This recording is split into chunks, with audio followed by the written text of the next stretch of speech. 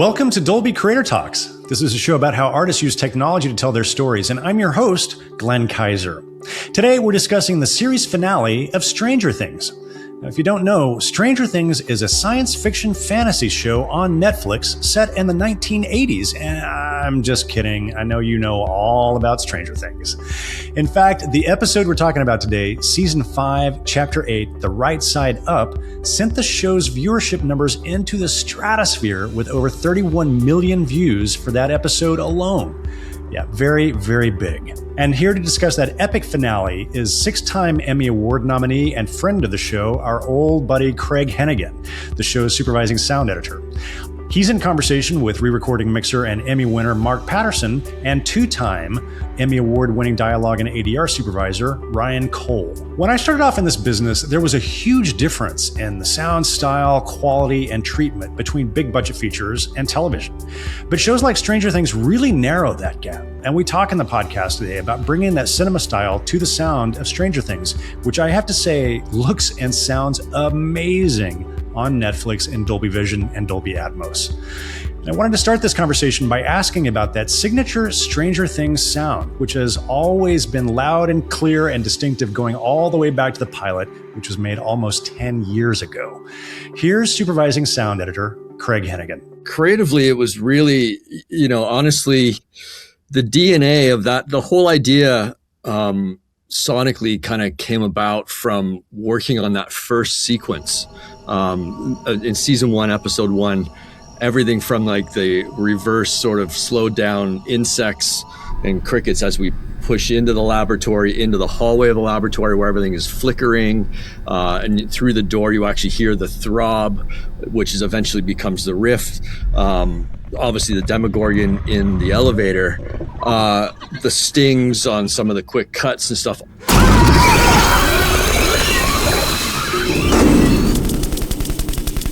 All that DNA was sort of like brought about that first scene, which I think I worked on with our picture editor, Dean Zimmerman. He got it, he had that cut pretty early. They were still shooting way back in, when did the show come out? 2016. So it would have been early Amazing. 2016 10 years or something. ago. Right? That's amazing. Yeah, it was bananas, right? So, and so I had done some early stuff of like, hey, this could be a Demogorgon sound or this could be this sound. And I sent the guys MP3s and just sort of like, as ideas, but I hadn't had any footage. And then when Dean sent me that sort of early section, I was like, oh, okay. So the flickering, like I had an idea what ambient wise, what it was going to be, but until you see something and you can actually start applying sounds, it's kind of hard to sort of know where you're going.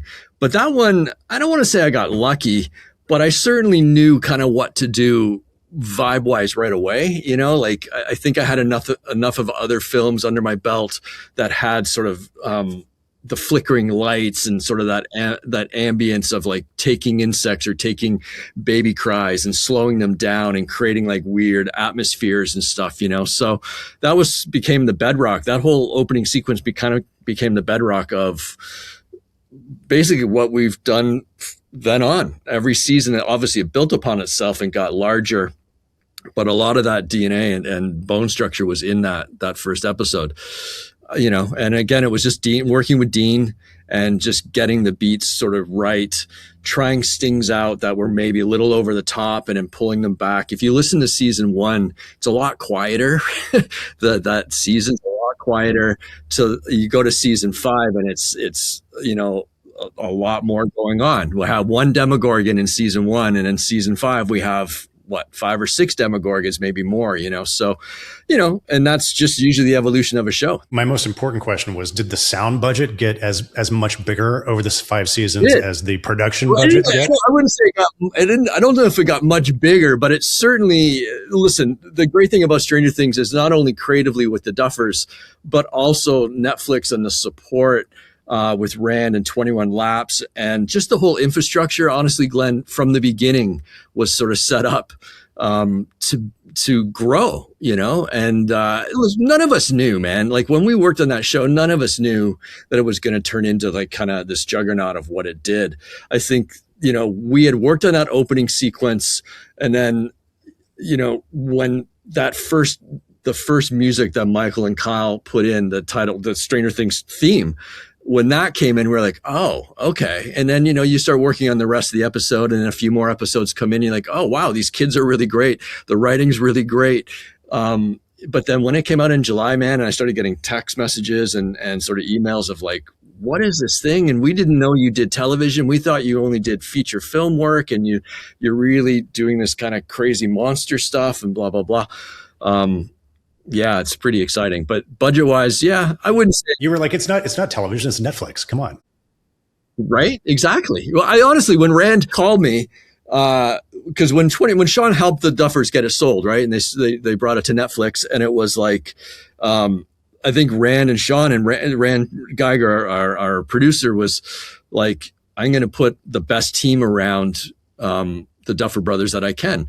And they literally called me. Rand called me. He's like, we know you don't do TV, but Sean and we're developing this series, and it's called. And I was like, yeah, it's family. I go like, it's over 20 years with Sean and Rand and Dean Zimmerman, and so you can't really say no when you're gonna go and do it. And then I met the Duffers, and they were awesome. They were super rad. They had liked a lot of the other films that I sort of worked on. And honestly, dude, that's how a lot of these things work. You get a phone call and you're like, hey. It's why it's always important to be nice to people in this business, because you never know who's going to hire you next week to do something cool. You never know. And if you can go to lunch and actually have a normal conversation with somebody and not talk about sound, but you're actually engaging with a director.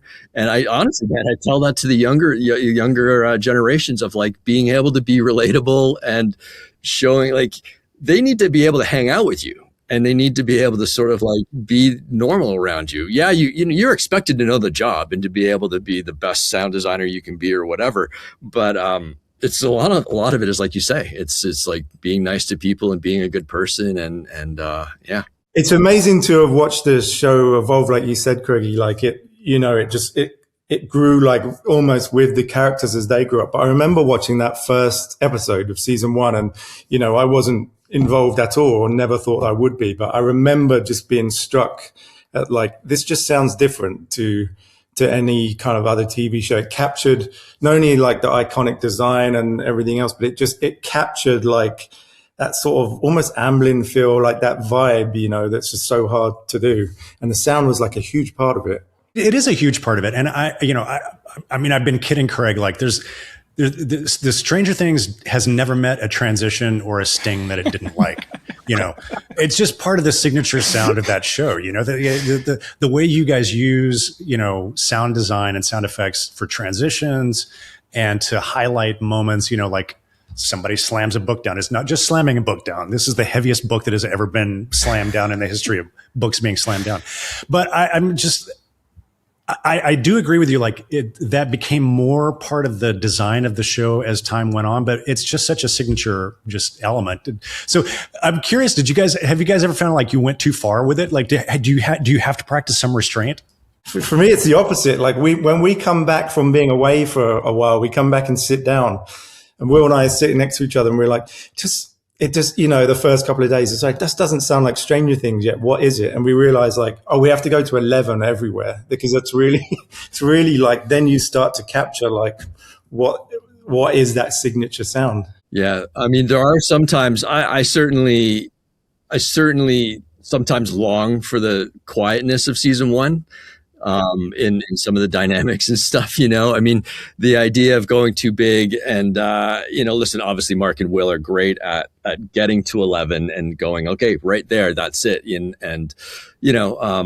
But we would, early cuts would come from the Avid and, they had stacked season 1 stings on top of season 2 stings on top of season 3 stings. So we would get like this massive, like, and I'd be like, oh, okay, well, and listen, they're working, they're working in stereo in their Avid suite, and it's not the best speaker. So they are trying to squeeze out every single, and listen, Matt and Ross, and Dean and Kat and Casey, they really work. They really, really work sound design and music. And so by the time it comes to us, there's a fantastic map of, what their intention is and stuff, but sometimes in doing that, you're going to get an Avid with like, stacks of stings from, I'm like, oh yeah, I remember making that way back in season 1 kind of stuff, but that's part of the show. It's part of the DNA and it's part of the fun of it now, right? Is that you come to expect these transitions to have that extra power. So you guys mixed this show on one of the biggest feature film stages in Hollywood at Glen.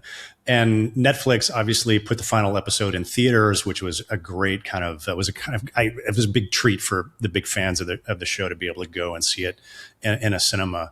And have a really immersive experience about it. But I mean, still, the truth is that most people are not going to have that experience of watching the show in a fully calibrated cinema.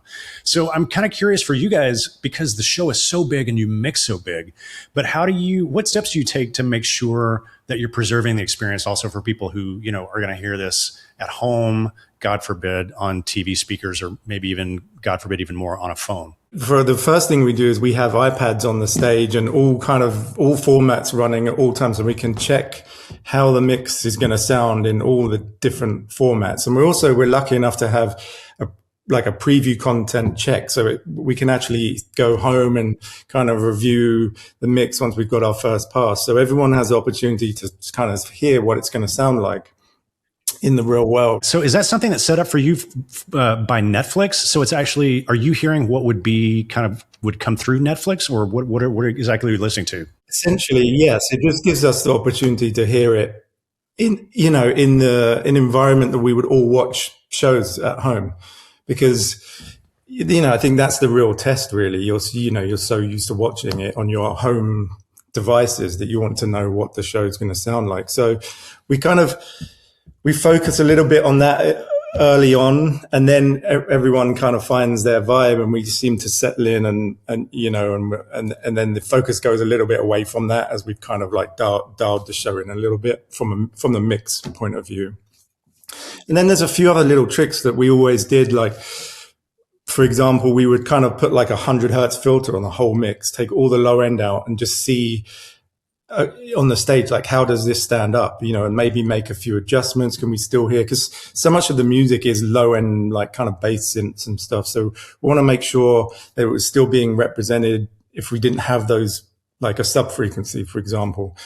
And we just developed a bunch of little tricks like that just helped us to know that it's going to survive when it goes into the real world. Vecna must hit pretty different once you've clipped out all those low frequencies. He does, but I'm always surprised at how well he stands up, actually. So much of that voice is not just reliant on low end, there's so much other stuff going on in there. So you guys, the first 1 or 2 seasons was in 5.1, and then I think you decided to go Atmos in season 3, if I have that right, at about that time.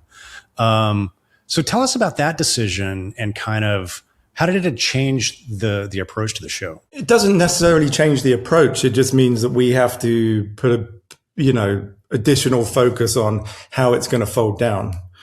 And so one of the things we decided to do is that we would make decisions so that every decision would hold up in all formats, if you like. So we wouldn't do a special mix just for the 2-track, and we wanted it to be able to just be one mix that would fold down into all the formats. And again, that would give it, its best chance for translation into the real world. And it was pretty successful, I think. We put a lot of effort into that. It did certainly affected editorial, in terms of the amount of sonic real estate that we have to now cover, because certainly the guys, the whole goal, is to make sure is that Mark and Will are they're not just organizing food groups of sounds and stuff, and just they're actually being creative. So we took the onus on us in editorial. It's certainly me in terms of, I would call it like a pre-mix of the effects, and sort of be panning and putting stuff in the ceiling and trying to do as much work so that when Will got the tracks, he could actually just put it up and go, okay, and then concentrate again on furthering that work that he needed to do on the stage in terms of maybe more panning, but mostly trying to fit it in the pockets. So, from an editorial standpoint, we're having to cut extra extra layers of upside down sounds and thunders and what have you, which is great because it just opens it all up. It gives more room. I can be sending stuff out here, knowing that Mark is going to put the music more on the left and the right. You kind of approach it from that sort of cinematic sort of standpoint. Yeah, we all know we have to make sure it sounds great on an iPad or a phone or a small TV or a sound bar or whatnot, but you still want to use all the real estate you have possible to sort of make sure, and that's kind of what Atmos kind of did for us. But I got to be honest, the brothers for the longest time were not really, I wouldn't say they weren't interested in it, but they were always like, what's it sound like on the iPad? They were really, I got to give them a lot of credit. They know where their audiences are. And that was always the primary focus, hence Mark and Will coming up with how do we monitor it on the stage? How do we listen to it in real time through an iPad and sort of, as they're working or rolling off 100 hertz to sort of like doing all those things. Just being aware that you have to do all that stuff to make sure that the show can translate across all the formats is a super important side of it. So Ryan, this is probably, for me, it's one of the biggest shows I've ever seen on TV in terms of production value, the gargantuan nature of the sets, the number of actors, the extras. Like there's so much going on in production.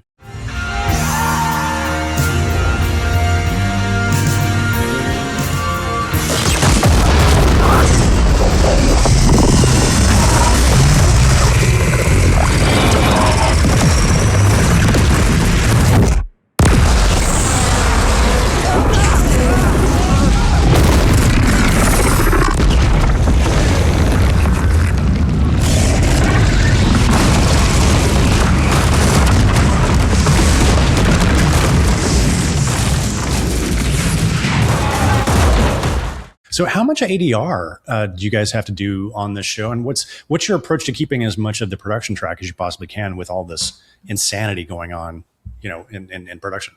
As far as ADR goes, there's not a ton of technical ADR. Like we're able to clean a lot of things up. Michael Clark, our production mixer, gets us a lot of good recordings, and we get these assemblies built with 15, 16 LOVs wide because that's how many kids and that's how many soldiers and that's how many people are in each episode or in each shot and whatnot. So we've done a great job cleaning them up. As far as ADR goes, there's a lot of maybe a couple little plot points they want to throw in, or like for the oneer in episode 4, all those call outs that the kids are doing, the brothers write all those, and some of those would get messy on set, but it really is a combination. And I think a lot of it flows really seamlessly because it is a combination. So like a lot of the really delicate scenes, like Robin and Vicky hiding behind in the kitchen behind the demodogs, and they're basically whispering these really important things. We didn't want to replace all that because it's incredibly emotional performance. So what we did a lot in ADR this season was having them redo the lines, but promising we would only take syllables. Honestly, I'm amazed every season the amount of material that we're mixing, versus the amount of ADR that goes on is really, really just blows my mind every time, and like Ryan said, that it goes right back to set and the work Michael's doing, but also the way that Ryan's able to use stuff that you wouldn't think would be usable. Sometimes there's songs playing on set, they use that to help with the emotion, and I'll sometimes hear a version of what it was before it came to me, and it's just the tools available and what Ryan's able to do them is honestly just amazing. And what it does for me is it allows me to kind of put the majority of my time into kind of creative side of things, and so much of like the work is done before it even gets to me, and just testament to the team we have involved. Ryan and Mark, there's so much attention being paid right now on dialogue and TV shows and intelligibility and kind of the issues that have been coming out of that. So I'm kind of curious for you guys, on such a big show with so much going on, how do you approach the dialogue in the show to make sure that it stays as intelligible as possible and understandable as it's kind of going through the process? Well, Mark is a very good gut checker for me because I'm usually looking at these episodes 2 or 3 months before he is, and I'll send it to him thinking I have it all really nice and clear, and he'd be like, what what did she say there? What did they say there? So it's a matter of finding little alts and that sort of thing. Or we get the episodes early enough that, again, in ADR, I can just get this one word that was maybe mumbled a tiny, tiny bit. But a lot of these actors are stage actors as well, so they do enunciate really well, I find. I mean, there's a couple, definitely, people that mumble or just talk really, really fast that we have to help out a little. But we place a lot of value on kind of bringing the dialogue forward to the front of the screen. And so we kind of made a game plan that would like give us the time to do that process. Not only because it would help with the dialogue clarity, but also it allows us to play everything else, all the sound effects in the backgrounds up louder than we would if we didn't take the time to do that. So it's like a sort of double whammy benefit. And then, of course, you can add into that, like how much value the filmmakers and Dean and the Duffers and Sean, everyone place on hearing the dialogue and giving their notes to make sure that, you know, we're moving phrases of music or we move lines to be off sound design, and all of those things go in the pot as well. We talked a little bit about Vecna. I'm always just curious to hear, you know, about the vocal treatment on Vecna. And, you know, as we talked about it, like, I'm astonished how much of that is in the original performance. But Mark, tell me a little bit about what you're doing also to kind of make Vecna as big and weighty and evil as possible. And I'm curious, kind of, has the approach to Vecna's voice shifted over the seasons? Well, not so much, really. I mean, Craig, the original design for that voice was done by Craig, so he should speak to the specifics of it. But I remember talking to Craig, and it'd been to the cutting room, and the guys, like, they loved it, because obviously we want to kind of get that kind of stuff mostly squared off before we go mix, you know, 12 episodes of Stranger Things or however many it is. And I remember having the conversation with Craig, who said they liked it, and he gave me his vision of it. So when I first sat down, that was kind of my principal focus, which was I want to make sure, like, Craig's vision is here. And we talked about Craig, you know, how big he would sound, and he'd be in the room. And so I kind of played around and found like what I thought he should sound like. And he's pretty much, that's him. Because once we did the first playback and everyone was enjoying it, he kind of stayed the same. And from my perspective, I just kind of figured out that the best thing I can do, because, you know, the chain that Craig first made was working so great, is to go back to, I usually basically turn it off and I do a pass of his voice, really cleaning up, smoothing out, super like smooth compression, all the S's, all the chs, that kind of thing. And then I find that it just pings the treatment real nice, you know, and then he goes through pretty easy, you know, because we've established what he sounds like. I will say this season, because he's had kind of a little bit more intimate scenes, a little bit more emotional speeches, we have to make some adjustments just to kind of bring some of that intimacy. So the brothers just wanted to bring him a bit closer. So we took some low end out of his voice for certain moments and kind of reduced the amount of reverb on his voice. But other than that, he's really kind of like been him since, was it season 3? I think when we first did it, or 4? Honestly, Dean, Dean Sutter sent me, he's like, we need a treatment for Vecna now. And it was one of those. And I'm talking, this was months before. The great thing about this team, honestly, Glenn, is that there's we have a schedule. Yeah, we know where the mixes are going to happen and stuff like that. But there's quite often Ryan and I will get scenes or clips or whatnot, months and months in advance. And this was one of those classic examples where, Dean sent me the Jamie's voice and was like, we need some sort of treatment quickly. Can you mock something up? And, I went through the normal thing of like trying to pitch it and trying to do this and trying to do that. And honestly, I can't even really remember what I ended up using. It was so long ago. And I know I handed it off to you, Ryan, about what, so it's like, is it Mofort, or I can't even remember the chain, but whatever it was, it ended up working really, really well. This is a really big, 80s cinematic score by Kyle Dixon and Michael Stein. So tell us about working with that score and kind of achieving the balance with the sound design and the dialogue and just how you kind of work the score into everything that's going on with the show. The score is just like such a sort of integral part of the identity of Stranger Things, so I do feel a certain like responsibility to represent it.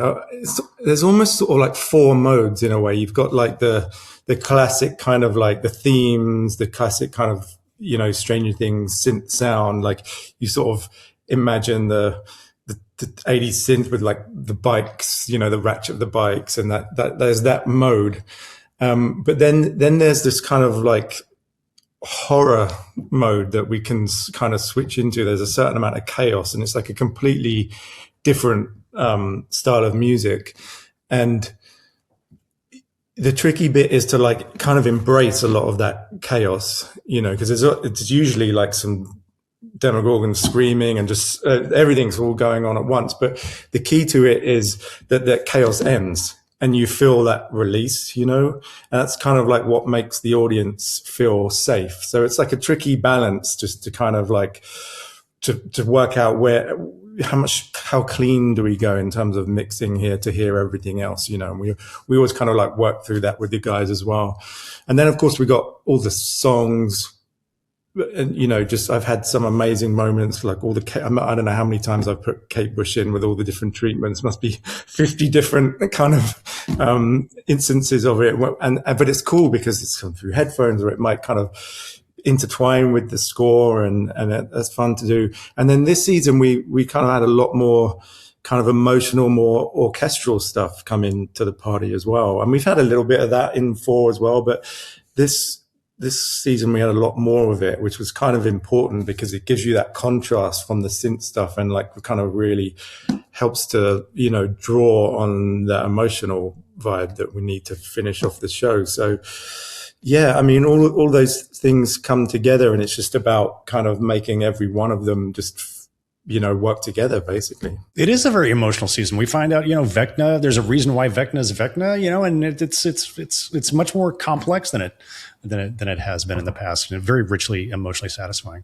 Yeah, and it's a really smart decision to have all of the themes that we know and love through all the episodes kind of mold into those kind of orchestral formats, because we haven't really had that before. So it's really effective when it comes to play. We've got some great clips from the big finale episode, and one of them I want to talk about specifically with you guys is that insane oneer from the big battle with the Demogorgons, and with the army there, and all the kids fighting.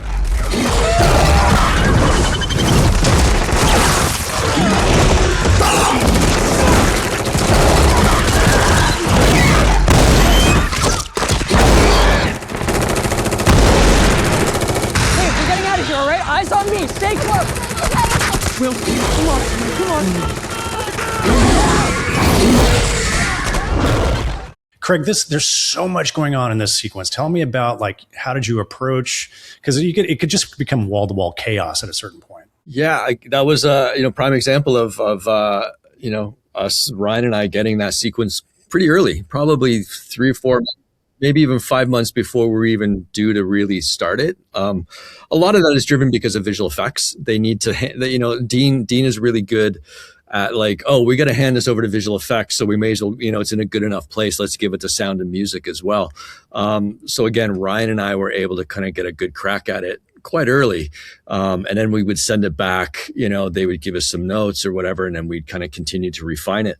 The oneer, the great thing about the oneer is we were able to sort of like steer it with like, hey man, let's not use any music for this section here, in this section over here. And then geographically, can we just make sure that we have the Demogorgons over on the left, and then the guns are on the right, and then the kids are in the middle, and sort of like constantly sort of dancing around that sort of way. The challenge is in stereo, how to make all that chaos still sort of feel like you have the sort of push and pull. That's dynamics, honestly, Glenn. It's like using sounds that are short and distinct, and the guns, like using guns that are staccato and don't have a lot of reverb on them, and they're sort of tighter sounding. Or when the Humvees come in, they're taking up a certain frequency, but they're not going too low or too high. So they're sort of like, I mean, it's like little tricks like that you start sort of shaping the sound in an editorially that just allows it to sort of come to life. And then like, so Ryan can kind of talk further about sort of the dialogue side of it. But the challenge was really just like picking the moments of what you need to hear, when you need to hear it, like breaking it down to really those rudimentary, fundamental editorial type things, like you just have to listen. If you tried to go in there and try to cover every single thing at every single moment and have it all at the same level, then you don't have any dynamic, you don't have any sort of shape to it, So we just, we just approach it that way. It's broken down to sort of beat by beat by beat. And then quite often you get through the end, if you look at it that way from a sound editing perspective, by the time you get to the end of your first pass, you have a pretty good version of it, specifically if you're using good sounds. Like if you're using good sounds for the guns and any of the weapons, obviously the Demogorgon's been established. That flamethrower is probably the biggest one that came in later on in that sequence. Those are like full frequency type sounds, and those are always difficult to sort of like get in to make them impactful on a sort of iPhone or a smaller sort of thing,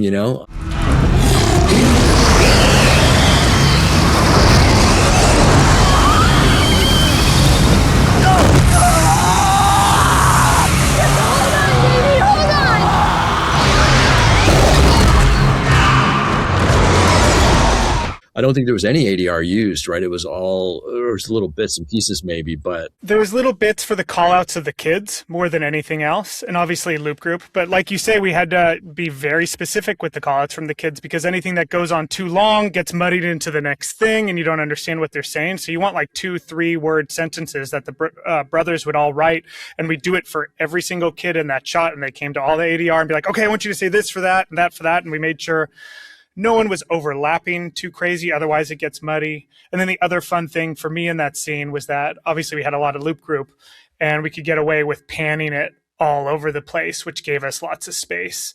I mean, we didn't want to have tons of voices going the whole time, but if you want to hear a soldier yelling out or a bullhorn going, talking about, like Craig said, the different sorts of frequencies that would cut through, that sort of stuff was really, really fun for me. And I had a first pass on it before I gave it to Mark, which hopefully made his life a little bit more easy and can make it more creative. He could deal with all the creative stuff. Yeah, no, of course you always make life easy for me. And one of my favorite things was their decision to not put music in that scene. Of course, why would you? Because the sound design was so great, but it really did allow for like those layers. Like you could feel like the distant kind of, the battles in the medium and then the close ones. And I just thought it came together really well.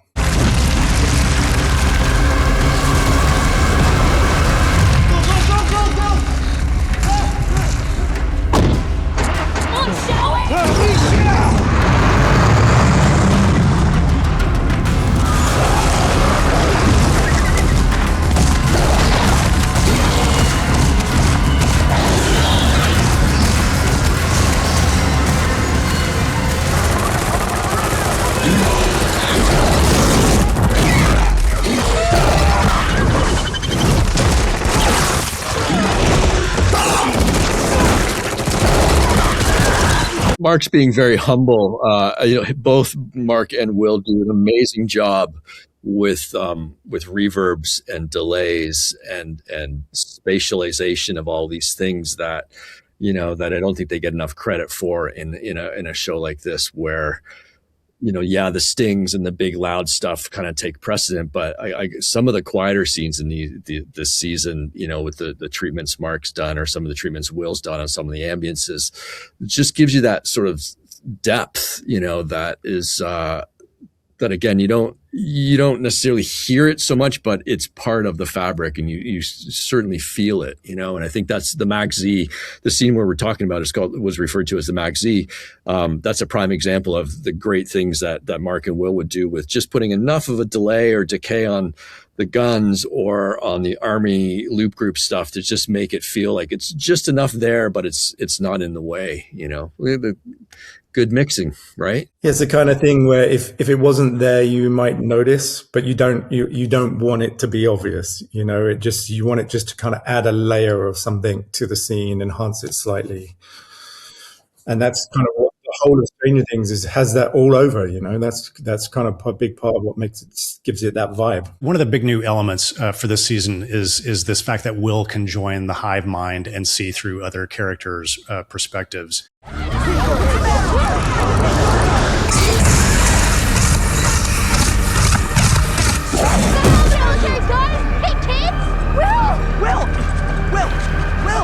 Are you okay?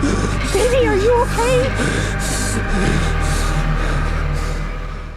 The idea there was really to take sort of maybe some Demogorgon vocals and stuff and sort of morph them in a way so that when you're going through Will's hive mind, you can actually push through with this really aggressive sound design that then stops with coming out of it and landing at wherever you're going to land. So basically you're trying to take the audience through Will's mind, right? Through into the hive mind. So we just really tried to use panning and the whole spectrum of Atmos basically to sort of give you that idea that the momentum or movement is happening, I guess, it was one of those ones where they didn't use it all. They used it, but it wasn't overused in the show. I think like the brothers are really smart as when they needed it and when it really made a difference, which then I think helped us not overuse the sound too many times and stuff, and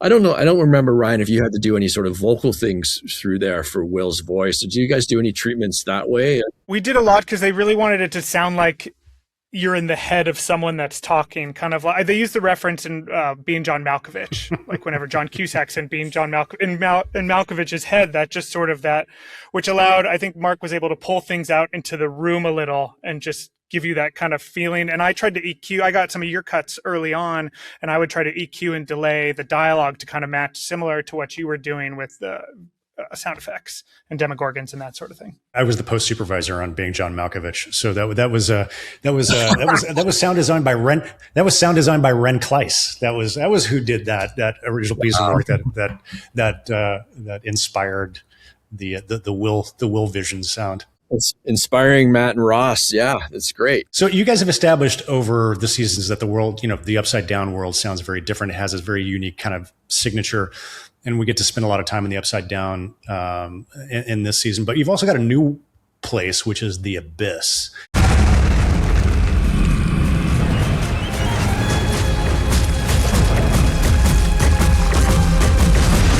It has never controlled me. And I never controlled it.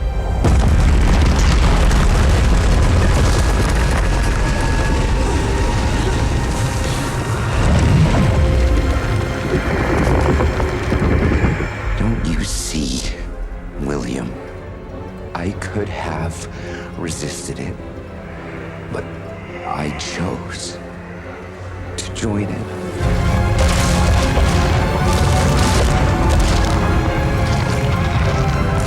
Oh my God.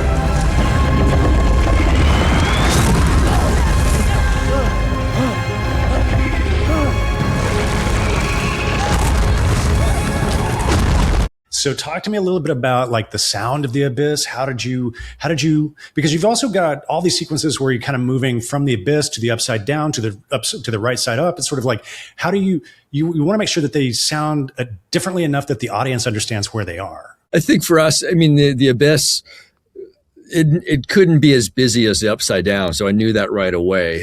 And visually, it looks different. So if you looked at the Upside Down having, sort of wetness to it and reversed, a lot of reverse sounds that have echo, like basically take a sound and then you add some echo or delay to it, then reverse that, maybe, add another layer of verb or something, and then reverse that back and then pitch that down. So those would be the layers that I would use for the sort of core of the upside down. That stuff was sort of established really, really early on, season 1, obviously. And then, you cut to the abyss, and I kind of wanted it to be more of a wasteland. I got to be honest, initially when I first saw it, I was like, what am I going to do here? Kind of thing, because there's so many areas of Stranger Things of like inventing new ideas and new sounds. Like I kind of looked at it like, okay, well, it's kind of a wasteland. It can kind of be dead. And then just sort of built up. I think I ended up using, I don't know what I used. I don't know if I used like whale. I don't think I used whale moans, but I certainly used animals of some nature probably, and took them down, a couple octaves and stuff, and then started playing with that as some sort of moany, I say desolate wind, but it's sort of creating that ambience of just sort of like, I kind of wanted it to be still and not necessarily alive and not necessarily overly busy, if that sort of makes sense, it's sort of but approaching it almost like a desert, right? And it's sort of like, what would be the abyss idea of like a deserted world? So that was kind of like having it not overly busy was something. And then Mark, I think, ended up really kind of saving me on some levels, because he was able to add these interesting ambience to the dialogue, which actually took up an interesting, which I think in me not overdoing it sonically, it allowed, I think, Mark, and whether he just did it on instinct or whatnot, because I don't think him and I haven't talked about any sort of treatments, but I think instinctually he was just like, oh, this is, I can now place the dialogue and have some more fun with reverbs and treatments like that. And I think that was complementary to, I think, to what I was doing, that it just made that area feel different. So to your question of like, how do you make these sections, feel different? That was one where it's a collaboration between dialogue and sound design to sort of make something wholly new. Because, normally as a sound designer, I could come in guns blazing and all the sounds are up, and then it doesn't leave a lot of room for Mark. But that was a scene where I think subconsciously I was like, it's just going to be still as possible. And then Mark can kind of do his thing on top of it. And he kind of did, right? I think that's where you hear a lot of the great stuff that Mark does. It's interesting what you're saying about it being a bit more desolate and still, because there's so much like cool environments and stuff. When you actually do something like that, it's just really effective, because, it provides like a contrast between what you would kind of expect to see in something like the Upside Down, for example. But I remember with dialogue, just kind of thinking how to approach it. And I just had this thought that I would try to do something kind of stylistic that was really built around a kind of exaggerated exterior sound, almost like kind of slappy, like a exterior echo. And the concept was that because there's so much of it, you can draw too much attention to it. The concept was that we would hit the scene and it would I'd overuse it almost, and it would like establish a space. And then as we kind of go into the dialogue more, we just back down in the initial stages that it just sounds now like an exterior. And then perhaps as the conversations get more intimate, it kind of goes away altogether, and then may come back again at the end, and maybe if the camera pans wide or something. So you'll know, I've said that, you'll notice when you watch the scenes, we tend to have a heavy dialogue treatment at the beginning and the end. It's not intentionally supposed to be noticeable, but it provides the stylistic effect without without sort of just distracting you from the dialogue. And that was the idea anyway. One of my favorite sound design elements in this season is the mine cannon that the military uses on Eleven and Kali. Tell us about developing the sound of that element. Yeah, I think, again, that was something that I had those sequences early, and it was a challenge. I was like, how are we going to do this? Because they don't, initially you're like, oh, great, we're going to play these perspectives. And every time we're here, we're going to just go away from all the sound, and it's just going to be an internalized sort of thing. That didn't necessarily work from a story point thing. There was information that either Hopper was saying or something was happening that needed to sort of get through. So, and it was going to happen in a lot of the different episodes and a lot of different types of scenarios. So then we went down the road of like, how do I do that ear ringing idea that I've done in other parts of the show, and and other sound designers have done over the years. How do I do something that's maybe similar to that? Because I know I wanted it to be, I needed something to cut through. I needed to kind of be high frequency to a certain degree to sort of like be able to play on small speakers and to sort of, again, evoke the storytelling aspect of what's happening with that. So I ended up using like guitar feedback and things like that, and just trying to sort of like over modulate, basically a guitar feeding back, but over modulating it and cranking it as loud as possible, like literally in my room here. And I just had my Marshall stack just pinned, and I had like hearing protection on while I was recording it, because it was just, doing it. Jack Black, his company, Third Man, makes some amazing distortion pedals. And so I had a couple of those just pinned. Now, I got a cool sound, and I have to get, but I don't think it was it wasn't the full enchilada. And then I sent what I had sent. And then I think Will ended up, and maybe it was Will and Steve, or Will, Steve, and Katie, whoever on the stage, they were, were having the ideas. And of course, Will's big into synths and low end sort of synth stuff. So they ended up adding a sort of lower element to it as well. That was sort of like this throbby sort of pulsy thing. Now that the great thing about that is it gave us opportunity to sort of use both and sort of like use the low end at certain times and maybe use the high end at other times and stuff like that. So, but really this challenge was, how do you make it, it's just not so defined in, you look at it like, oh, it's just going to be this perspective, then out, and then in, and then out, which is great. But over the course of 8 or 9 episodes, and it's playing in different sort of aspects, you need a sound or some sort of sonic signature that is going to be malleable to the different scenes, So I think having the high end stuff and then the low end stuff allowed Will to sort of like filter at certain times, or be wide open, or to be not to use it at all, and stuff like that. So those are the challenges with something like Stranger Things, is like you want to have these cool sounds. And, I was like, oh, it's going to be, the sound is going to overtake everything else, and it's going to be great. And it's going to like, you're not going to hear anything else, because that's what she isn't hearing anything else. She's just hearing this. But that sort of wears out its welcome pretty quickly. And then you have to sort of evolve it into some of the other stuff. So that was one of those cool collaborative sort of like, this is what I have. What do you think, Will? What are you guys going to be able to do down there? And like, I think Mark was probably down there when they were trying to figure that out, because quite often we'll get an episode done and Ryan and I are like, okay, it's done. You guys got to finish it. We got to move on, So sometimes the sound design isn't fully formed, or it needs that little extra push, or the Duffer Brothers need to hear it and say, oh, maybe we could add this, or maybe we could add that, So again, it's having everybody's sort of creative juices flowing to sort of get those moments to really work. Yeah. And, we have the benefit of having all the final pieces, the final music, and seeing how they're all going to work together. And I think the challenge was just like, there are moments where if we have something we can lean on that would allow this other element that's now in the music that wasn't probably ever there before when Craig was cutting, how do they play nice with each other? So, that was the challenge, just saving somewhere to go. I think that's the other thing, because you kind of want to go big, like, because she's there with her fingers in her ears, and but then at some point, 5 minutes later, this machine's still going, so you could just kind of need to create a journey for it and know where the peak is going to be. I think like the guys, they nailed it.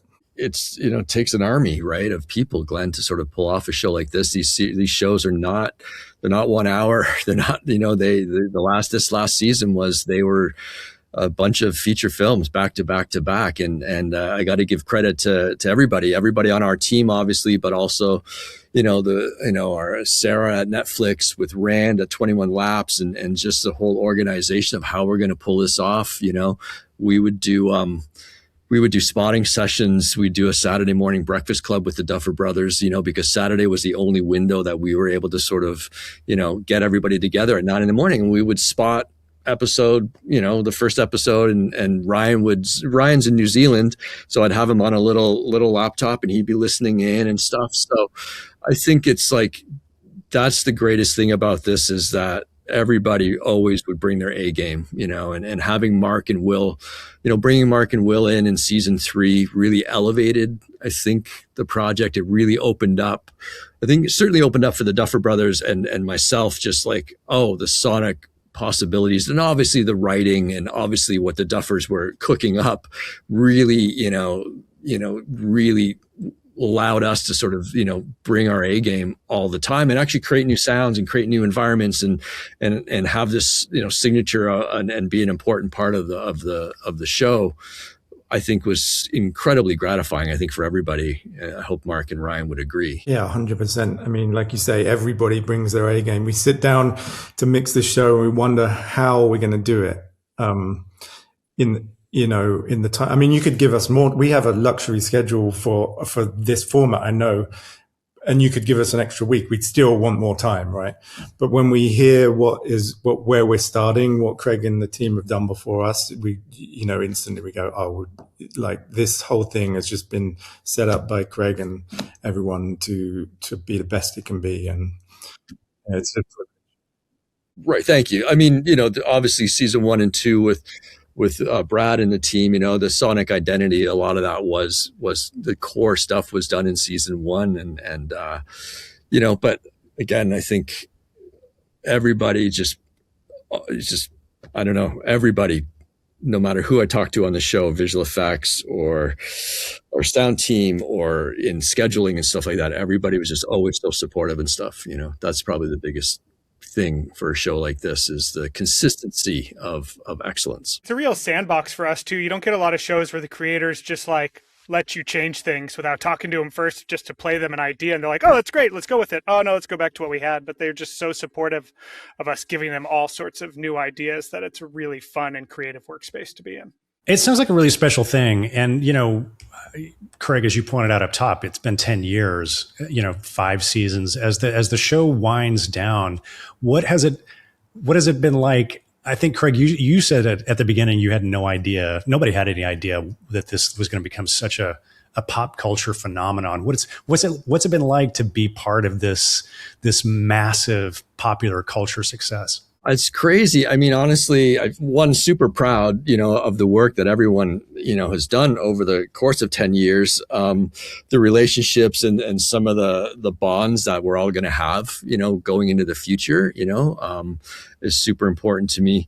But it's also the interesting thing for me, and it's happened, I've been fortunate to see it a couple times in my career, where the guys, the Duffer Brothers, are now rock stars. You've just watched your friends or, become rock stars. They, and again, I've been fortunate to see that, but to see those guys still remain who they are, and remain like in the trenches, caring about every single thing. It is no joke, man, that those guys, they work hard at this show, and they're constantly thinking about it, and they're constantly developing ideas. And as Ryan said, I don't think they ever said, well, they did one time where I took the clock a little too far. I wanted the clock in season 4.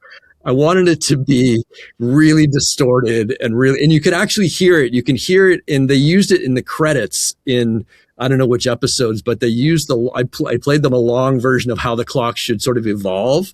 And I really wanted it to be like this distorted thing. And they were like, can we just have maybe more of a normal clock, kind of thing. But I guess what my point is, the brothers, Matt and Ross, are so supportive of just anything, because they're looking for ideas to bounce off. They want you to, they want you to be as creative as possible in the sandbox that they've created.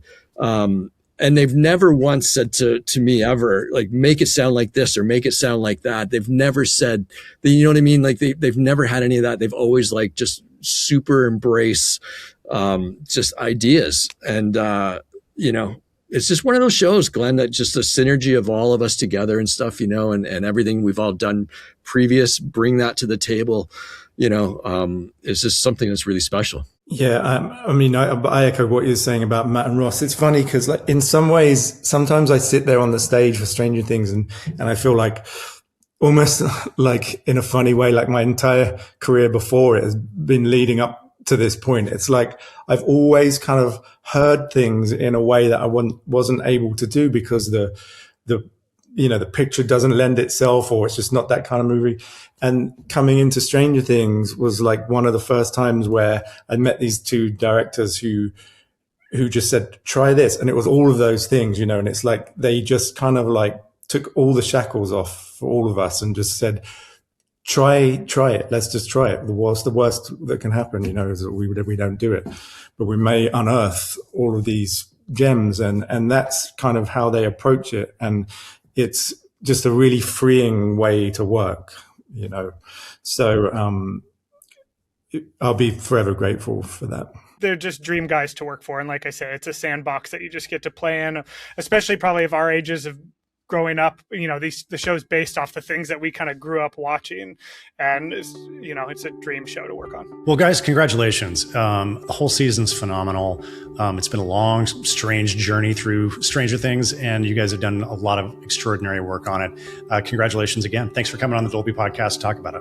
Thank you, Glenn. Thank you. Thanks, Glenn. Many thanks to Craig, Mark, and Ryan for joining us on the podcast today. And an extra special thanks to our friends at Netflix for helping us put this conversation together and for providing those excellent clips.